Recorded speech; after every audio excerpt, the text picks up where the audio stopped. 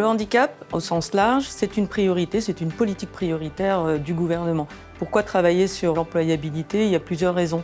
D'une part, on est vraiment dans une démarche de favoriser l'inclusion, de réduire les inégalités, et c'est surtout permettre aux personnes en situation de handicap d'atteindre une autonomie tant économique que professionnelle. La stratégie départementale de l'emploi pour les travailleurs en situation de handicap, elle trouve sa source au sein du PRITH, du plan régional d'insertion des travailleurs handicapés. On l'a travaillé autour de 5 axes, mais 4 axes opérationnels. Tout d'abord, une coopération entre les acteurs, un parcours inclusif pour les bénéficiaires, l'accompagnement des employeurs et aussi et surtout, j'ai envie de dire, la formation à 360 degrés des bénéficiaires.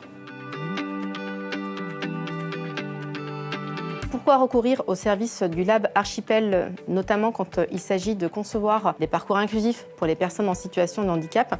C'est leur permettre de s'approprier, à travers des outils innovants, une autre façon de percevoir leur parcours. Le but, c'est de pouvoir proposer, générer des idées. Et le Lab, grâce à la ressource dont il dispose, amène facilement les usagers à créer ce climat de confiance et puis à faire ces propositions de dispositifs ou de parcours. Et c'est un vrai avantage pour nous, service de l'État.